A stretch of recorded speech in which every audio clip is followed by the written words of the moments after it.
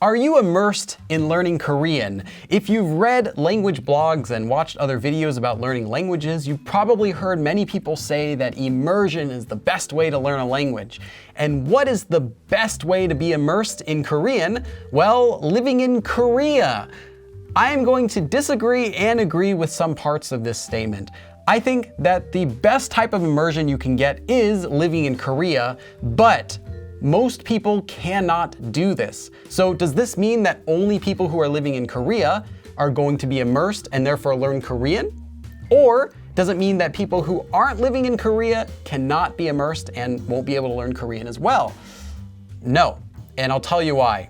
Just being immersed in Korean by living in Korea is not going to make anyone fluent. And this is evidenced by the thousands of people who are currently working in Korea and are unable to even create the most simple Korean sentences. Just living in Korea will not make you good at Korean. But those people are immersed in Korea, right? So I think we need to go back and redefine what is immersion. Immersion is not just being located in Korea. It's not where you are that counts. It's where your mind is. I mean, where are you devoting most of your time? Are you devoting most of your time in Korean-related activities, interacting with Koreans, or not? And no matter your location, whether you're in Korea or outside of Korea, this process is the same. Being immersed in Korean does not mean that you're located in Korea necessarily. What it means is that you are exposing yourself to Korean as much as possible. That's what's important. So immersion is actually your exposure to the language and how much you use that language yourself. And this means involving as many of your senses as possible: sight, smell, touch, hearing, and feeling. So using it, as well as how much time are you exposed to it? How much time of your day are you interacting with Koreans, using Korean, studying it, hearing it, even singing it? That all goes into your exposure. So my argument to make is that you can be immersed in Korean just as well inside of Korea or outside of Korea. Now, don't take this out of context. I'm not saying that being in Korea doesn't have a benefit. I, myself, learned Korean mostly while I was in Korea. It's definitely beneficial. But what I am saying is that that benefit only can go so far if you yourself are not exposing yourself as much to it as possible and actually using what you're hearing other people say and what you're learning.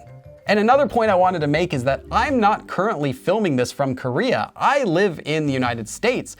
I'm in Korea about a fourth of every year for about 3 months or so.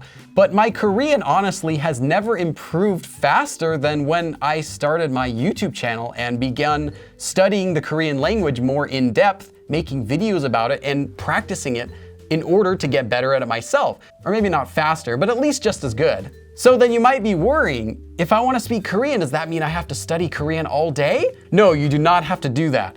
You have to increase how exposed you are to the language. That doesn't necessarily mean studying the language. You don't have to study all day from 6 a.m. to, midnight. It just means that you are exposing yourself more to Korean. And this exposure can be anything that you want, not just studying. Studying is important, but it should also be a lot of general usage of the language, listening to radio in Korean or podcasts, watching Korean TV shows and movies is also a form of exposure. Although you're not going to get better at speaking Korean just by listening, it's still important to getting yourself exposed to Korean as much as possible, and you'll get used to at least hearing lots of certain phrases and pronunciation, and that will still be beneficial. Usage could be memorizing and then singing Korean songs, maybe in the shower every morning, or practicing it at karaoke.